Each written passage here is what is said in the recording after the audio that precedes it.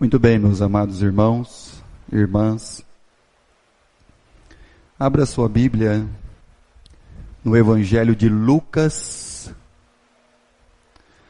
Lucas capítulo 3. Evangelho de Lucas 3. Vamos fazer a leitura do versículo 1 ao versículo 14. Lucas, capítulo 3, do versículo 1 ao 14.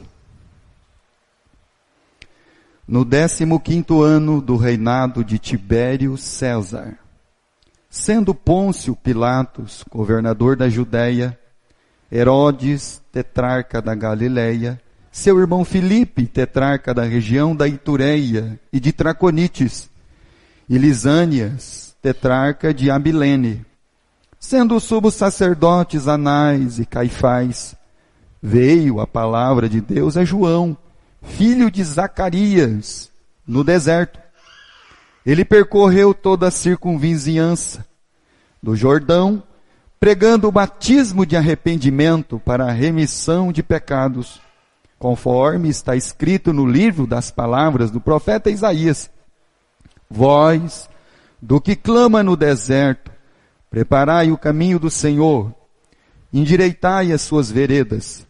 Todo o vale será aterrado, e nivelado todos os montes e outeiros.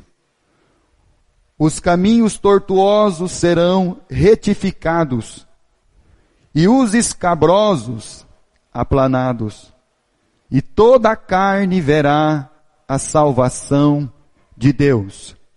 Dizia ele, pois, às multidões que saíam para ser batizadas: raça de víboras, quem vos induziu a fugir da ira vindoura? Produzi, pois, frutos dignos de arrependimento. E não comeceis a dizer entre vós mesmos: temos por pai Abraão, porque eu vos afirmo que destas pedras Deus pode suscitar filhos a Abraão. E também já está posto o machado à raiz das árvores.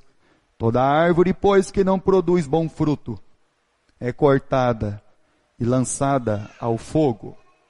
Então as multidões interrogavam, dizendo: que havemos, pois, de fazer? Respondeu-lhes: quem tiver 2 túnicas, reparta com quem não tem. Quem tiver comida, faça o mesmo. Foram também publicanos para serem batizados. E perguntaram-lhe: mestre, que havemos de fazer? Respondeu-lhes: não cobreis mais do que é o estipulado. Também soldados lhe perguntaram: e nós, que faremos? E ele lhes disse: a ninguém maltrateis, não deis denúncia falsa, contentai-vos com o vosso soldo, o vosso salário. Em tempos de grandes dificuldades,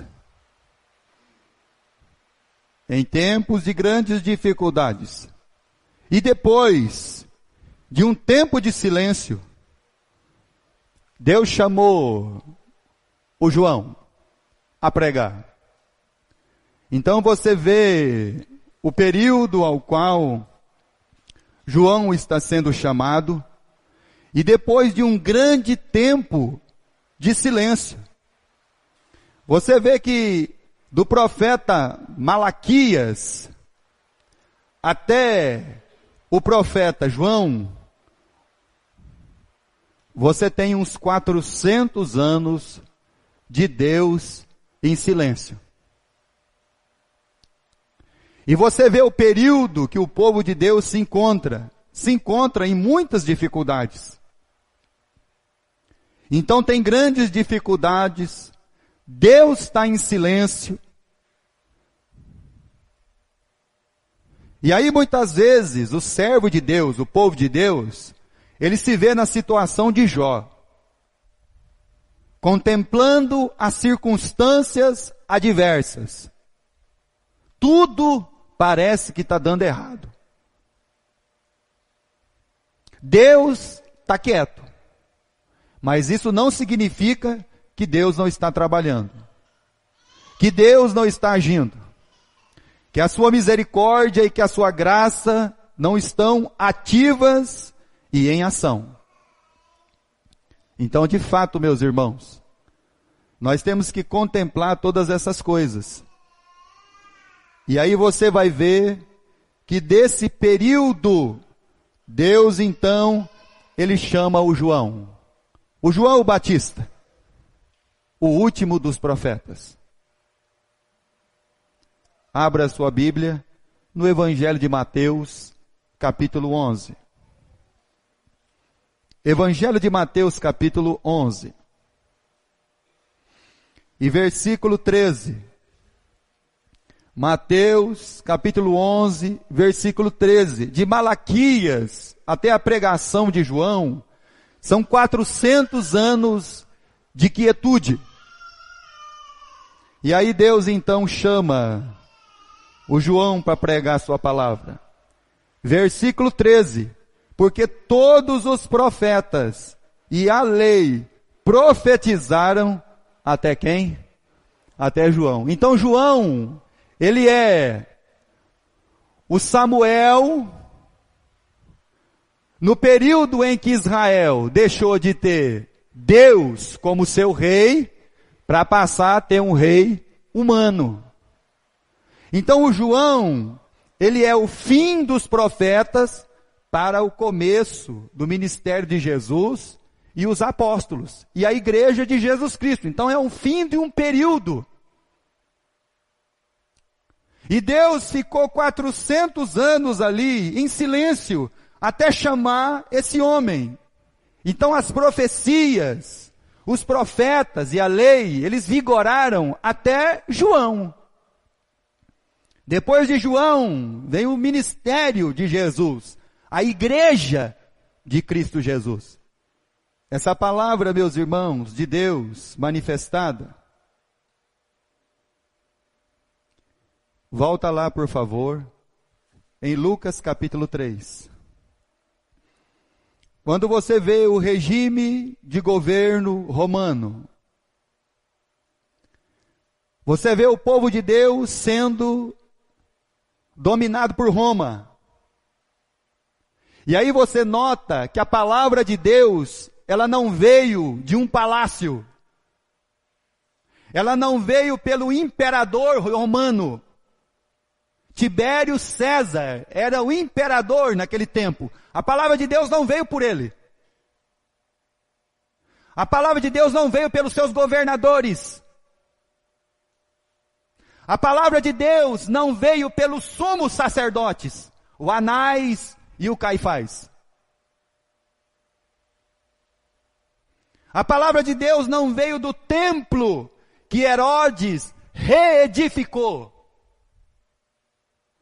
A palavra veio de um homem que, quando menino, perdeu os seus pais muito cedo, porque Zacarias e Isabel já tinham uma idade avançada quando João nasceu. E esse menino cresceu num deserto. E aí a palavra de Deus, ela vem de lugares que você não espera. Todo mundo podia pensar, da onde vai vir a palavra de Deus? Do templo. Não veio. Do sumo sacerdote. Não veio de lá também. Vai vir dos grandes governantes do mundo. Também não veio. A palavra de Deus, ela vai surgir na sua vida de um lugar da onde você menos espera, que ela está lá, esperando você, para que ela possa se manifestar na sua vida. Talvez você está esperando que um homem de fino trato, de muita eloquência de palavra, possa trazer uma palavra no seu coração. Mas um homem rude, como João, criado num deserto, se vestia de uma maneira estranha, comia coisas estranhas, é ele e através dele que a palavra de Deus se manifesta. Então não é no templo luxuoso, não são nas grandes cidades, a palavra de Deus vai surgir lá em Jerusalém. Não, lá em Marília. Se eu quiser ouvir uma palavra de Deus, eu tenho que ir lá em Marília. Tem que ir lá em Marília. Porque aqui não tem Deus, né? Tá que nem o rei vai consultar Baal-Zebude, o Deus das moscas, porque aqui não tem Deus. Não, mas lá a igreja é maior, pastor, lá é mais bonito. Ah, é? Oxe. Pensei que era perto da sua casa que tinha valor. Aquele que você vê, aquele que você pode olhar e falar para ele, ó, aquele ali é o pastor da igreja, ó, aquele ali é o irmão da igreja.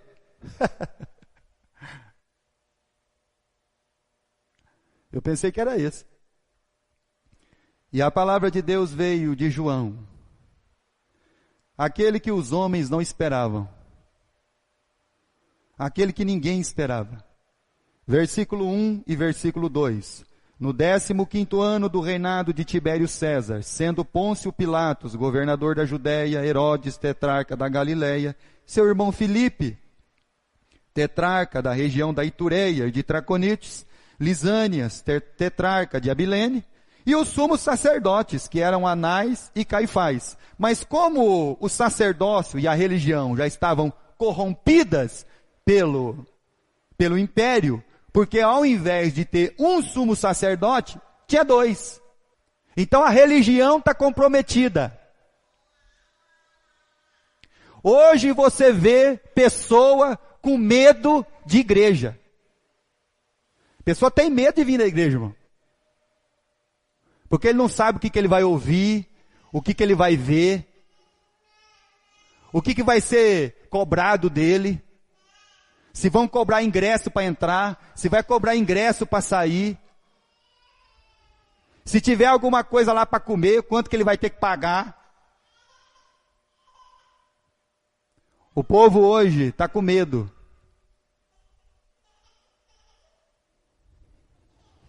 E aí o versículo 2 no final diz assim: veio a palavra de Deus a João, filho de Zacarias, no deserto.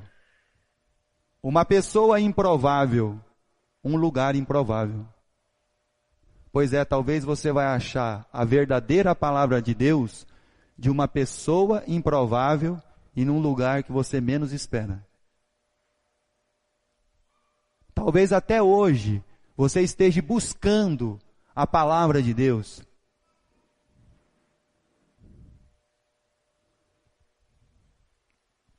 E ela veio através do João, no deserto. Mateus, capítulo 3. O Evangelho de Mateus, no capítulo 3, de um texto paralelo com o de Lucas, a Bíblia diz no versículo 4, usava João pelos de camelo. Fala a verdade. Se aparecesse um cara aqui vestido de pelo de camelo, você ia na igreja dele? Aquele pelão de camelo assim, né? Como se fosse o couro da vaca. Coberto o cara assim, um cajado na mão. Aí apareceu esse homem. Ele usava vestes de pelos de camelo, um cinto de couro, e a sua alimentação era gafanhoto e mel silvestre. Se um dia ele chamasse você para comer, aí tinha aquele gafanhotão, aquele mel silvestre, você falava, oh, deixa para uma outra vez. Esse é o João, um homem improvável, um lugar improvável, no deserto. O deserto é árido, perigoso, de dia 50 graus, à noite 0. De dia 50 graus, à noite de repente a temperatura cai a 0 ou abaixo de 0. E aí você nota que Deus, Ele tem livre soberania. Deus chama um homem de um lugar improvável, um homem improvável, de um lugar improvável, para que a sua palavra se manifeste ao coração dos homens. Mateus capítulo 11. Vai um pouquinho para frente. Versículo 8. Mateus capítulo 11, versículo 8. Sim, que saístes a ver um homem vestido de roupas finas. Jesus, quando foi dar testemunho desse homem, ele diz assim: quando você saiu da sua casa, você foi ver um homem que se veste bem?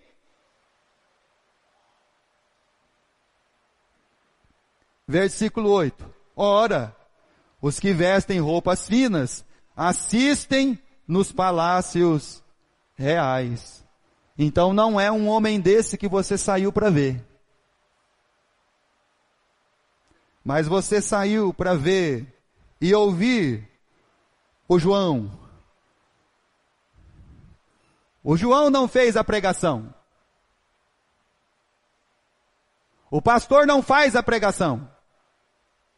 A pregação não é do pastor. Ele não tem autoridade e autonomia para fazer uma pregação dele mesmo. A pregação de João, depois de Deus ficar 400 anos de silêncio, a pregação de João é Lucas capítulo 3. E versículo de número 4. Da onde saiu a pregação de João? Versículo 4. Como está escrito no livro dos profetas. Do profeta Isaías.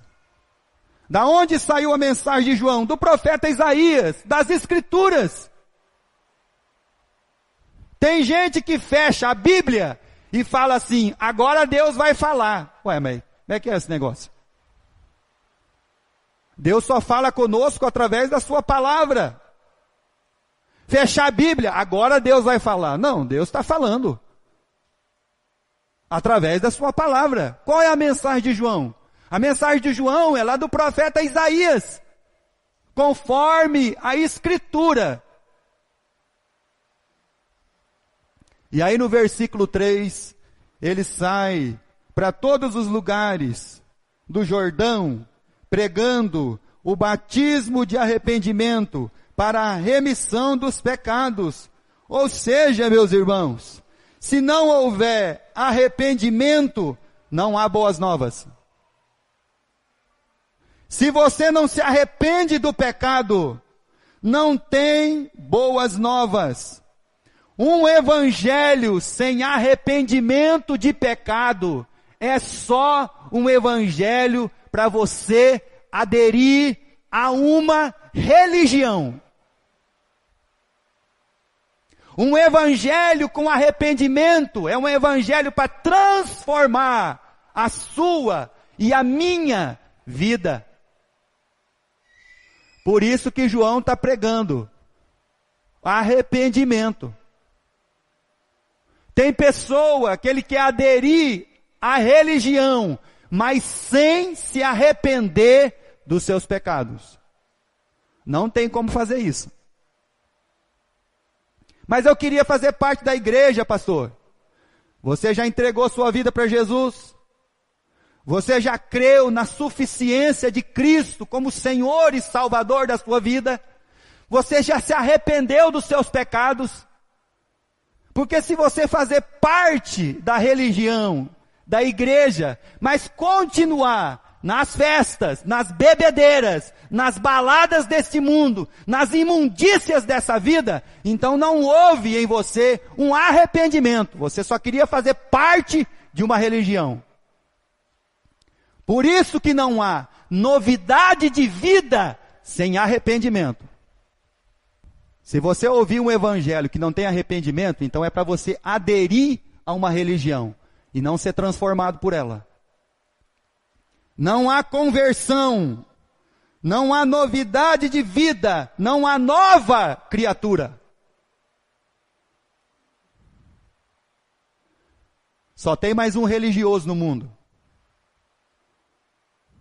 que foi batizado, que quando ele chegar naquele dia diante de Cristo, Cristo vai dizer para ele: eu não te conheço. Eu não conheço você.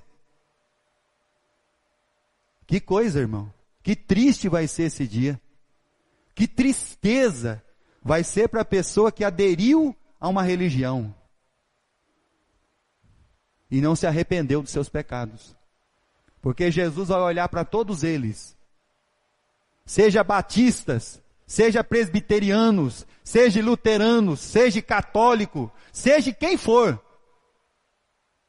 Deus vai olhar para eles e dizer assim: olha, não houve arrependimento.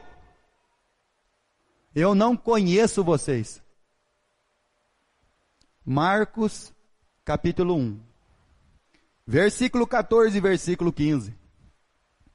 Marcos, capítulo 1, versículo 14 e versículo 15. Depois de João ter sido preso, foi Jesus para a Galiléia, pregando o evangelho de Deus, dizendo: o tempo está cumprido, o reino de Deus é chegado, arrependei-vos e crede no evangelho. Não tem como você crer de fato se você não se arrepende do seu pecado.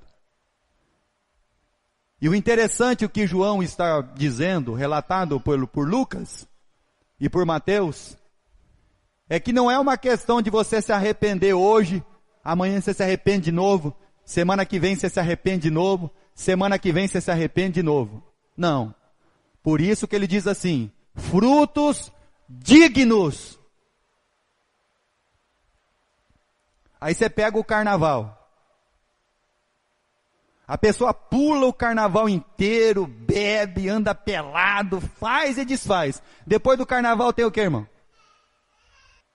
Aí o ano que vem ele faz o que, irmão? De novo a mesma coisa. Aí no outro ano, de novo a mesma coisa. Aí no outro ano, de novo a mesma coisa. Então não houve um arrependimento. Jesus diz: arrependei-vos e crede no evangelho. A mensagem não é do João. A mensagem é da Bíblia. A mensagem não é do pastor Maurício. A mensagem é das Escrituras. Se você tiver que reclamar com alguém, reclame com Deus e com o Espírito Santo e com o Cristo. O Pai, o Filho e o Espírito Santo. Pode abrir uma nota de reclamação que você não gostou.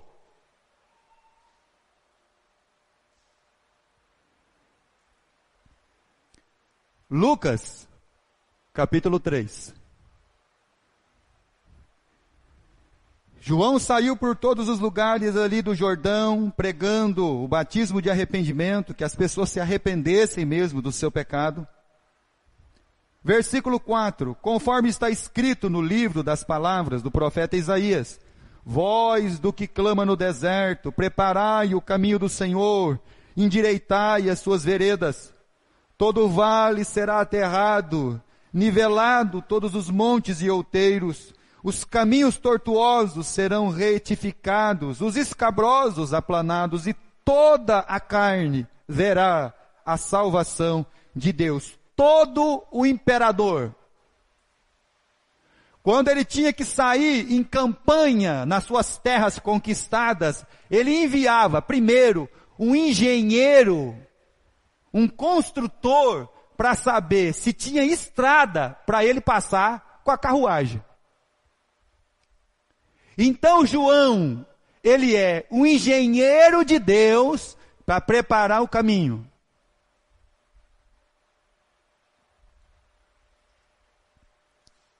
E aí quando ele fala, meus irmãos, de caminho, ele fala dos corações das pessoas.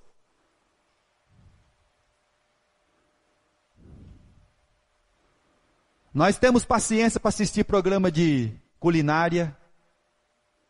Nós temos paciência para assistir 2 tempos de futebol de 45 minutos. Nós temos paciência para ver filme de 2 horas, 3 horas, 4 horas. Fica até madrugada vendo televisão. A gente só não tem paciência para ouvir mensagem. É cansativo. Cansa as costas, dói aqui, dói ali. A mensagem é da palavra de Deus. E quando ele diz lá no versículo 5, todo vale será aterrado, é que a nossa vida tem muitos buracos. E quando a salvação de Deus chega, ela chega para tampar todos os buracos que tem na nossa vida. Todas as fissuras, todas as brechas, todas as falhas. O vale será aplanado. Tudo aquilo que na sua vida tem uma falha, tem uma brecha, tem um buraco, tem uma ferida aberta. O arrependimento, a salvação de Deus é para que isso seja coberto, tampado, sarado. Versículo 5. Os montes e outeiros serão nivelados, todo o orgulho, toda a nossa soberba. Monte significa orgulho, soberba levantado contra Deus. Então todo monte e toda soberba será nivelado. Tudo vai ter que cair por terra. 2 Timóteo, capítulo 4. Vai lá na carta de Timóteo, 2 Timóteo, capítulo 4. O João está pregando. A palavra foi enviada a um homem improvável, num lugar improvável. Capítulo 4 de 2 Timóteo, do versículo 1 ao versículo 5. Conjuro-te perante Deus e Cristo Jesus, que há de julgar vivos e mortos. De quem que Deus é Senhor? De todos. Dos vivos, dos mortos, de todos.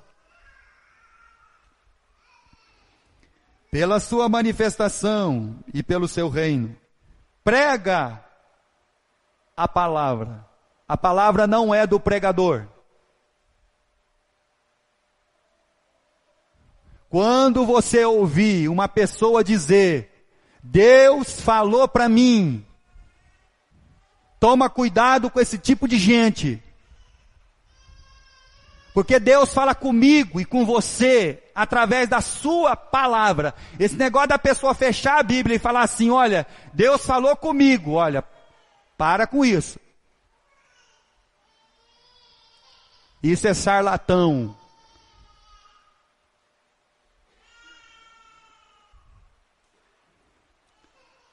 Insta, quer seja oportuno, quer não, corrige, repreende, exorta, com toda longanimidade e doutrina. Pois haverá um tempo que não suportarão. Eles não vão suportar o quê? Eles não vão suportar isso aqui que nós estamos fazendo. Se você pegar uma mega religião enorme, com muita gente, eles não suportam 15 minutos de palavra de Deus. Não suporta. Pode ficar 3 horas cantando, com a luz apagada. Tem problema. Mas palavra de Deus não aguenta 15 minutos. Não suportarão. Versículo 3. Pelo contrário, eles vão se cercar de mestres, segundo as suas próprias cobiças, como se sentindo coceira nos ouvidos, e recusarão dar ouvidos à verdade, entregando-se às fábulas. Tu, porém, sê sóbrio em todas as coisas, suporta as aflições, faze o trabalho de evangelista, cumpre cabalmente o teu ministério. Essa é a mensagem que aplana o outeiro, que nivela o vale e que coloca o caminho escabroso e o caminho torto transformado num caminho reto. Então aquele que era dado a bebida, abandonou a bebida. Aquele que tinha um vício da prostituição, abandonou o vício da prostituição.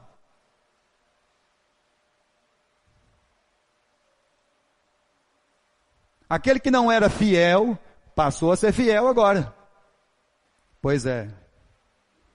Salmo 139. Abra sua Bíblia no Salmo 139. E o João está pregando essa mensagem. Salmo 139. Do versículo 1 ao versículo 6. Senhor, tu me sondas e me conheces. Sabes quando me assento e quando me levanto. De longe penetras aos meus pensamentos. Esquadrinha o meu andar e o meu deitar. Conhece todos os meus caminhos. Ainda a palavra me não chegou à língua, e tu, Senhor, já conheces toda. Tu me cercas por detrás e por diante, e sobre mim pões a tua mão. Tal conhecimento é maravilhoso demais para mim, e sobremodo elevado não o posso atingir. O Senhor me conhece, Pai. O Senhor conhece cada um de nós aqui. Como você deita, como você levanta, o que você pensa, o que está dentro do seu coração. O que são as imaginações do seu coração durante todo o dia. E quando você pensa nisso, é de assustar. Deveria ser para nós, meus irmãos, um temor em saber que Deus sabe o que está passando dentro da sua mente, do seu coração, todos os dias.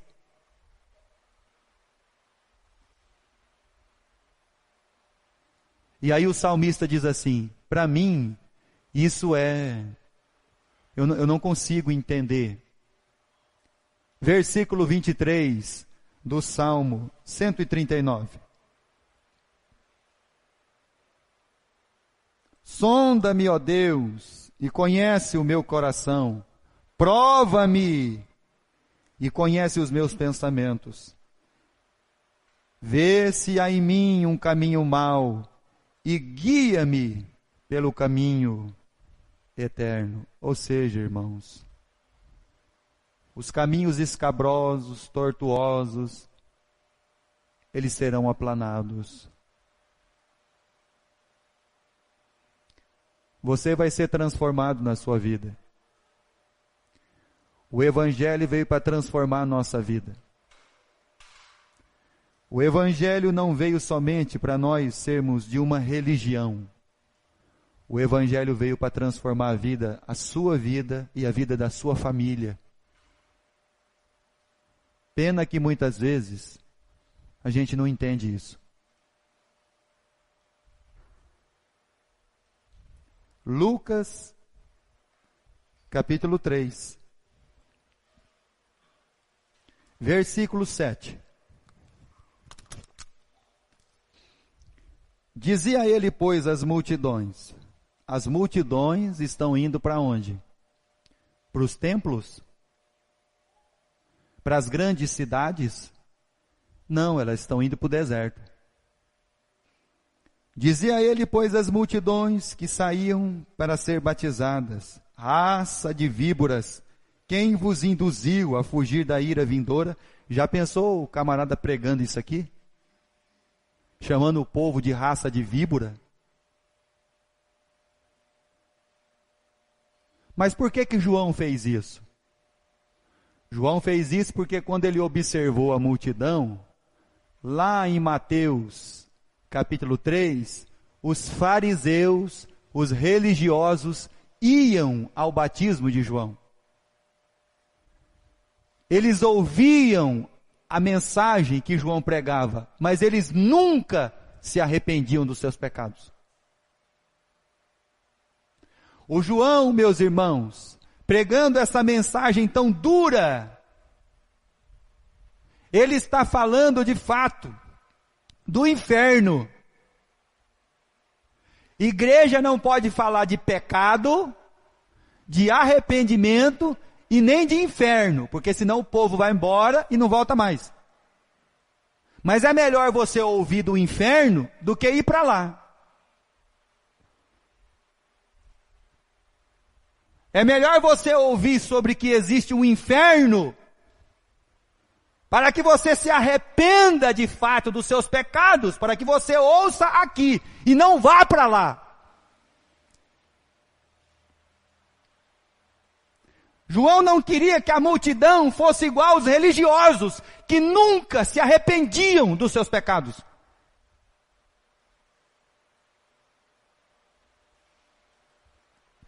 Então por isso que ele tem uma palavra tão dura.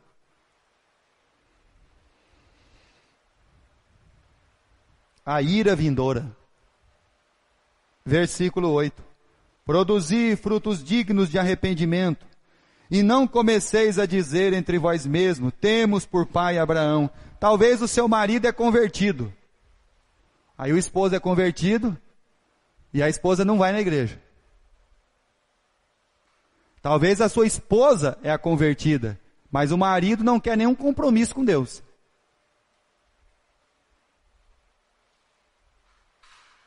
Então não adianta, porque o dia que chegar no dia do juízo, você não vai agarrar na sua esposa e vai para o céu. Você não vai agarrar no seu marido e vai para o céu.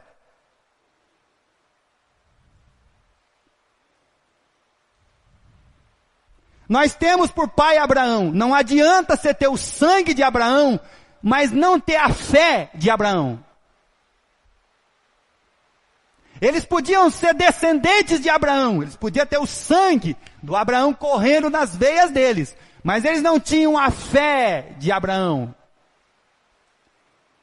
Temos por pai Abraão. Então Jesus ele diz, porque eu vos afirmo, que dessas pedras que estão aqui fora, Deus pode suscitar filhos a Abraão. E também está posto o machado à raiz das árvores. Toda árvore que não produz um fruto digno de arrependimento é cortada e lançada no fogo. Fogo eterno, irmãos, que não se apaga, aonde o verme não morre, aonde há ranger de dentes. É o inferno. Aonde pessoa, uma vez lá, não vai sair mais de lá. E por fim das contas, como diz o livro de Apocalipse, o inferno será lançado no lago de fogo. Pois é. Por isso, meus irmãos, não adianta ter sangue de Abraão, mas não a fé dele. Versículo 9. Já lemos, versículo 10. Então as multidões o interrogavam. O interessante é que quem pregou não fez o apelo. Geralmente o pastor prega, alguém prega e faz o apelo. Alguém entregou a vida aí para Cristo? Aqui aconteceu o contrário. O apelo veio da multidão que ouviu a mensagem. O apelo veio dos ouvintes. O pregador não fez o apelo. Os ouvintes que ouviram uma mensagem dessa, chegaram no versículo 10 e disseram assim, então as multidões o interrogavam dizendo, que havemos pois de fazer? O que nós temos que fazer? Então João diz, quem tiver 2 túnicas reparta com quem não tem, quem tiver comida faça o mesmo. Então está indo o povo, a multidão, versículo 12, estão indo os publicanos. Quem são os publicanos? O Zaqueu era publicano. O Mateus era publicano. Muitos publicanos se converteram. Eles eram cobradores de impostos. O povo, os cobradores de impostos. E aí João diz para eles, Foram também os publicanos para serem batizados e perguntaram: mestre, que havemos de fazer? Eles estão se arrependendo do seu pecado. O que nós temos que fazer? Respondeu: não cobreis mais do que é o devido. Versículo 14. Aí chegou o funcionário público. Chegou os funcionários públicos. Os soldados romanos, tudo funcionário do Império Romano, funcionário público do Império Romano, chegaram lá em João, ouviram a mensagem. Agora, também os soldados lhe perguntaram: e nós, que faremos? E lhes disse: a ninguém maltrateis, não deis denúncia falsa, contentai-vos com o vosso salário. Ou seja, não recebe suborno. Não seja um corrupto.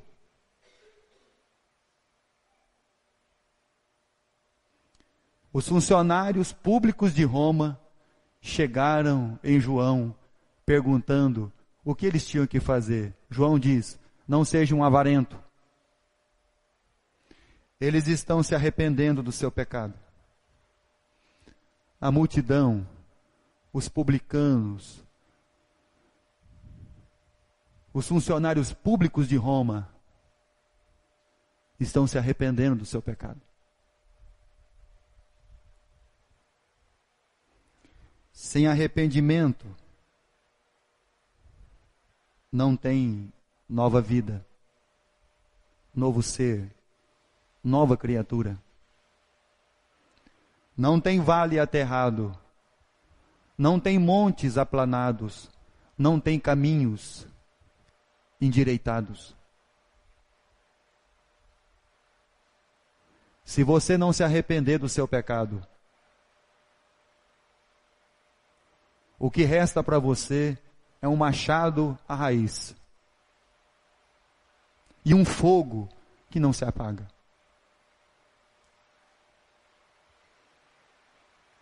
Por isso, a palavra de Deus diz: produzi, pois, frutos dignos de arrependimento. Deus pode transformar a sua vida. O Espírito Santo em você pode lhe ajudar a abandonar todos os seus pecados, os vícios, a mente corrompida, a vida corrompida, os buracos serem tapados, o orgulho quebrado, os caminhos tortuosos endireitados. Deus quer isso para a sua vida, para a minha vida. Deus quer isso para os seus filhos. Agora, basta você dizer como esses homens: pastor, o que eu tenho que fazer? O que eu preciso fazer? Arrependei-vos e crede no Evangelho. O Evangelho, ele transforma vidas. O Evangelho salva. O Evangelho produz nova criatura. E que Deus nos abençoe. Que depois de ouvir essa palavra que é de Deus, o seu coração possa ser tocado. O Espírito de Deus possa mover a sua vida. Para você dizer: o que eu tenho que fazer? Produza frutos dignos de arrependimento.